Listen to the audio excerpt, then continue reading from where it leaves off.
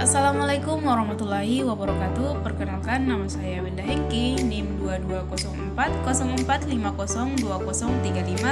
Prodi Bimbingan dan Konseling, jurusan Psikologi Pendidikan dan Bimbingan Fakultas Ilmu Pendidikan Universitas Negeri Makassar.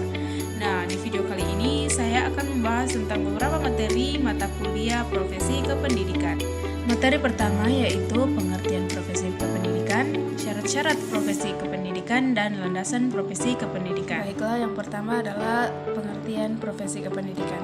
Nah, profesi kependidikan adalah suatu tenaga kependidikan yang memiliki peranan penting dalam menunjang penyelenggaraan pendidikan yang meliputi tenaga pendidik dan tenaga kependidikan yang dalam mekanisme kerjanya dikuasai Kode Eisen Sucipto Kosasi dan Abimanyu 1994 telah menyusun sejumlah syarat atau kriteria yang harus ada dalam jabatan guru, yaitu jabatan yang melibatkan kegiatan intelektual, jabatan yang memiliki batang tubuh ilmu yang khusus, jabatan yang memerlukan persiapan profesional yang lama, jabatan yang memerlukan latihan dan jabatan yang menjanjikan karir, jabatan yang menentukan standar sendiri, jabatan yang lebih mengutamakan layanan di atas keuntungan pribadi, dan yang terakhir adalah jabatan yang mempunyai organisasi profesional yang kuat dan terjalin erat.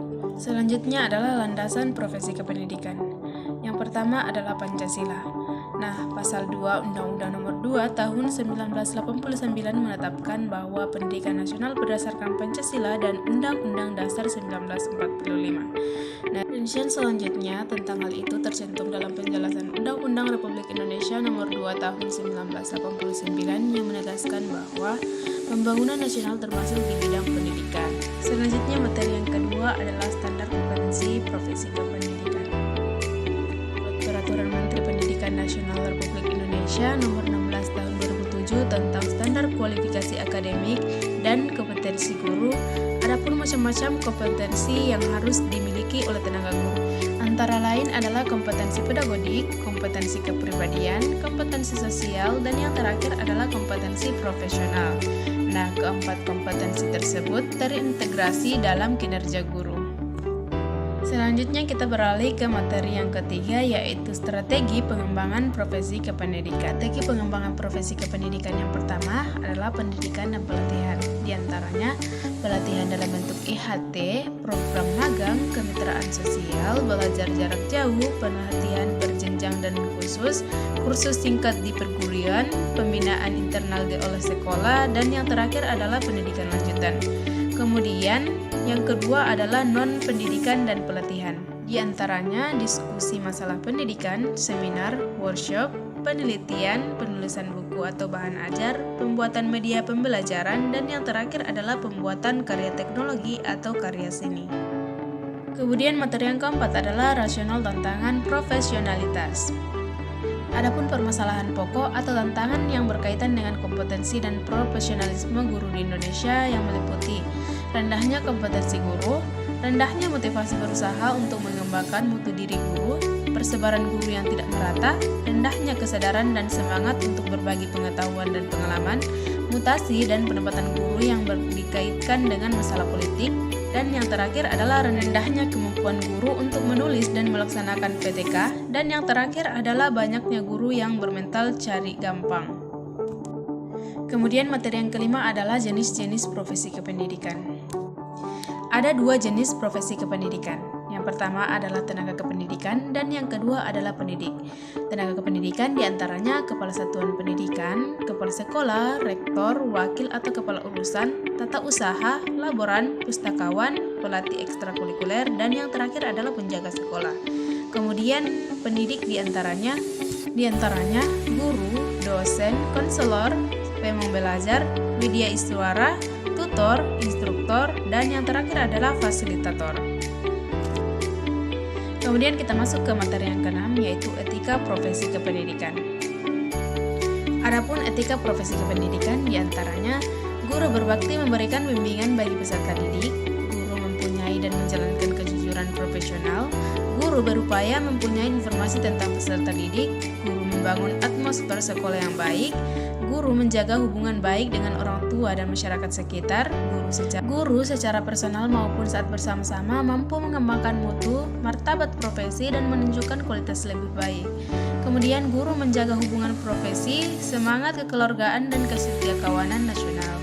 Guru secara bersama-sama menjaga dan meningkatkan mutu organisasi profesi guru sebagai sarana perjuangan dan pengabdian. Dan yang terakhir adalah guru menjalankan kebijakan pemerintah dan dalam bidang pendidikan. Kemudian materi ketujuh yaitu pemanfaatan teknologi pendidikan sesuai bidangnya. Nah, manfaat teknologi dalam bidang pendidikan sendiri adalah menambah informasi, meningkatkan kemampuan belajar, memudahkan akses belajar, materi lebih menarik, dan yang terakhir adalah meningkatkan minat belajar.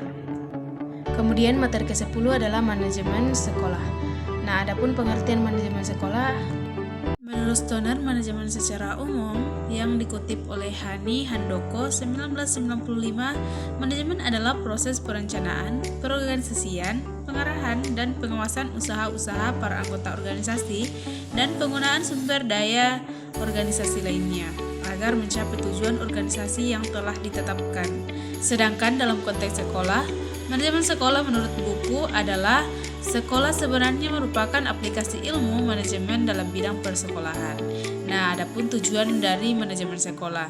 Tujuan manajemen sekolah menurut Sagala 2007 adalah mewujudkan tata kerja yang lebih baik dalam 4 hal, yaitu meningkatnya efisiensi penggunaan sumber daya dan penguasaan staf, meningkatnya profesionalisme guru dan tenaga kependidikan di sekolah, munculnya gagasan-gagasan baru dalam implementasi kurikulum, penggunaan teknologi pembelajaran dan pemanfaatan sumber-sumber belajar, dan yang terakhir adalah meningkatnya mutu partisipasi masyarakat dan stakeholder. Kemudian kita beralih ke materi yang ke-11 adalah supervisi pendidikan. Nah, yang pertama adalah pengertian supervisi pendidikan. Supervisi pendidikan adalah kegiatan pengawasan sekaligus pembinaan pada suatu institusi pendidikan untuk meningkatkan mutu dan kualitas kegiatan belajar mengajar di dalamnya. Nah, lantas siapa yang bertanggung jawab melakukan supervisi? Nah, yang bertanggung jawab dalam melakukan supervisi yang pertama adalah kepala sekolah. Kepala sekolah sebagai supervisor pembelajaran di sekolah, artinya pihak yang akan disupervisi adalah guru-guru. Kemudian pengawas. Pengawas sebagai supervisor pendidikan di sekolah. Kemudian yang terakhir adalah penilik sebagai supervisor pendidikan di luar sekolah. Nah, adapun tujuan dari supervisi pendidikan, yaitu memperbaiki kualitas kinerja guru maupun sekolah, meningkatkan pemahaman guru terhadap tujuan pendidikan dan fungsi pendidikan di sekolah, memudahkan kepala sekolah dalam mengontrol kegiatan guru selama pembelajaran, dan yang terakhir adalah mengembangkan jiwa kepemimpinan kepala sekolah melalui program pengembangan dan pembinaan. Nah, adapun fungsi supervisi ada 4, yaitu fungsi penelitian, fungsi penilaian, fungsi perbaikan, dan yang terakhir adalah fungsi pembinaan. Kemudian kita beralih ke materi yang ke-12, yaitu organisasi, profesi pendidik, dan tenaga kependidikan. Nah, yang pertama adalah pengertian organisasi. Organisasi profesi adalah suatu wadah perkumpulan orang-orang yang memiliki suatu keahlian khusus yang merupakan ciri khas dari bidang keahlian tertentu. Dikatakan ciri khas oleh karena bidang tersebut diperoleh bukan secara kebetulan oleh sembarang orang, tetapi diperoleh melalui suatu jalur khusus. Adapun jenis-jenis organisasi pendidikan, yang pertama, Persatuan Guru Republik Indonesia atau biasa disingkat dengan PGRI. Kemudian yang kedua adalah Musyawarah Guru Mata Pelajaran atau MGMP. Yang ketiga, Persatuan Serikat Guru Indonesia atau PSGI. Yang keempat, Persatuan Guru Madrasah Republik Indonesia atau PGMRI. Yang kelima, Ikatan Sarjana Pendidikan Indonesia atau ISPI. Yang keenam adalah Ikatan Petugas Bimbingan Indonesia atau IPBI, dan yang terakhir adalah Federasi Guru Independen Indonesia. Nah, adapun fungsi organisasi kependidikan yaitu fungsi pemersatu dan fungsi peningkatan kemampuan profesional. Kemudian, hakikat organisasi kependidikan. Nah, profesi melibatkan beberapa istilah yang berkaitan, yaitu profesi, profesionalitas, profesional, profesionalisasi, dan yang terakhir adalah profesionalisme menurut Abin Syamsuddin Makmur 1999. Nah, profesi menunjuk pada suatu pelayanan atau jabatan yang menuntut keahlian, tanggung jawab, dan kesetiaan terhadapnya. Menurut Dedi Supriyadi 1998 nomor 95. Kemudian materi yang ke-13 adalah bimbingan dan konseling.